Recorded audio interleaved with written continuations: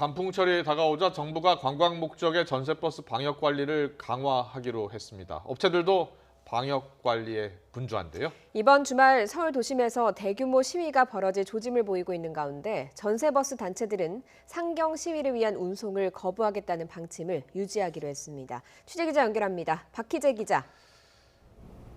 네, 저는 인천에 있는 열린 고속관광 차고지에 나와 있습니다. 네, 그곳 현장 상황 자세히 전해주시죠. 네, 이곳 전세버스 차고지에 제 뒤로 보이시듯이 버스가 줄줄이 서 있습니다. 차고지에는 모두 버스 20대 정도가 있는데요. 버스 앞으로 보이시듯이 이 관광이나 투어라고 적힌 이 버스들은 모두 관광 목적의 차량들입니다. 코로나19 여파가 이어지면서 운행 횟수가 크게 줄었는데요. 제가 이곳에 이른 아침부터 나와 있었는데 이곳 차고지를 빠져나간 차량은 단 2대 정도밖에 되지 않습니다. 더 나아가서 지난 2월 이후로 한 번도 이곳 차고지를 빠져나가지 못한 차량들도 있는데요. 곳곳을 보면 이렇게 차고지에 버스 안내판이, 번호판이 보이지 않는 버스가 있습니다. 운행을 하지 않는데도 1년에 400만 원에 가까운 보험료를 감당하기가 어려워서 구청에 번호판을 반납한 겁니다. 그래도 운행을 하는 버스 차량들을 대상으로 이제 가을철 단풍 관광을 앞두고 소독 작업이 이뤄지고 있는데요.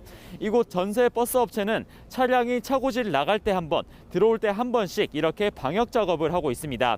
최근에 사회적 거리두기가 1단계로 완화된 가운데 단풍이 물들면서 전세 버스를 빌리는 관광객들이 조금씩 늘 것으로 보입니다. 이런 상황을 고려해 방역 당국이 가을철 여행과 관련해 강화된 지침을 내놨습니다. 방역 당국은 단풍 절정기인 오는 17일 토요일부터 다음 달 15일까지 한 달을 방역 집중관리 기간으로 정하고 가을철 여행 방역관리 대책을 발표했습니다.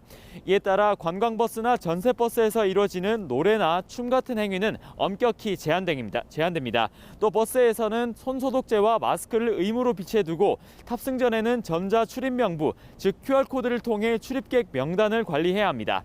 운전기사들은 탑승객들에게 마스크를 착용하고 대화하거나 음식물 섭취를 자제하라고 안내하고 잘 지켜지는지도 확인하도록 했습니다. 단체 여행을 떠날 경우 모임 대표자나 인솔자 등을 방역 관리자로 지정해 관리를 강화하도록 했습니다. 이에 대해 전세버스 단체 측은 광역 관리 목적과 취지 자체는 공감하지만 현재까지 전세버스에서는 확진자가 나온 사례가 한 건도 없었고 음주 가무도 선제적으로 금지하도록 조치했다며 방역 우려 대상으로 지목한 데에는 유감을 표했습니다. 그러면서 지금까지 해왔던 대로 버스 안 방역을 비롯해 출입 명부 작성에 대해 심혈을 기울여서 탑승객들의 불안을 덜겠다고 말했습니다. 특히 이번 주말에 서울 도심 곳곳에서 다시 대규모 시위가 벌어질 조짐을 보이고 있는데요. 전세버스 등을 이용해 각 지역에서 상경하는 단체들이 있을지를 두고 이 우려가 큰 가운데 전세버스 단체에서는 손실을 감수하고서라도 운송을 거부한다는 방침을 유지한다고 밝혔습니다. 지금까지 인천에 있는 열린 고속관광 차고지에서 YTN 박희재입니다.